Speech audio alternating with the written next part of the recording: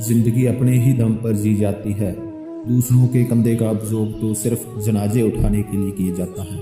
जियो और दूसरों को भी जीने दो, किसी को दुख मत दो।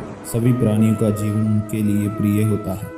जिन अध्यापकों के विद्यार्थी विद्वान, सुशील और धार्मिक होते हैं, वह ही अध्यापक तारीफ के काबिल होते हैं।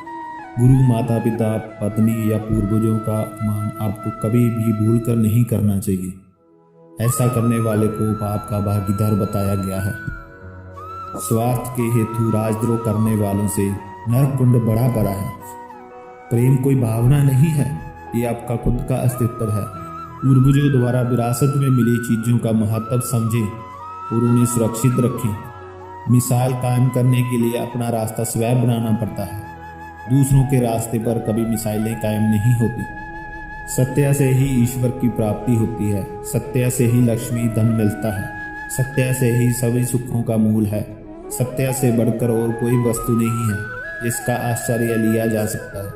ईश्वर ने कर्म को ही महानता दी है। जो जैसा कर्म करता है उसको वैसा ही फल मिलता है। पड़ोसी का महल देखकर अपनी झोपड़ी तोड़ने वाला महल तो नहीं बना सकता, अपनी झोपड़ी से भी हाथ धो बैठता है। प्रश्न पूछने की ताकत सभी मनुष्यों का जन्मसिद्ध अधिकार है।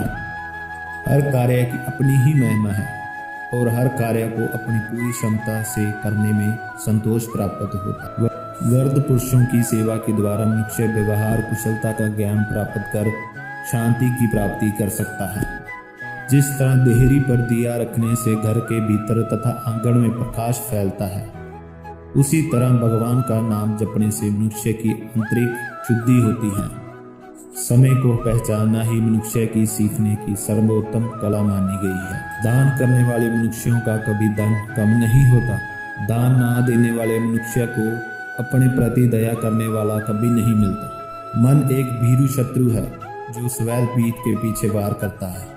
जैसे अग्नि सबको शुद्ध करता है, वैसे सन्यासी लोग स्वयं पवित्र होकर सबको पवित्र करते हैं। छोटी चीजों में वफादार रहिए, क्योंकि इन्हीं में आपकी शांति है। बुरे आचरण वाले लोगों से कभी भी मित्रता नहीं करनी चाहिए, क्योंकि बुरी संगत का असर व्यक्ति पर पड़ता ही है।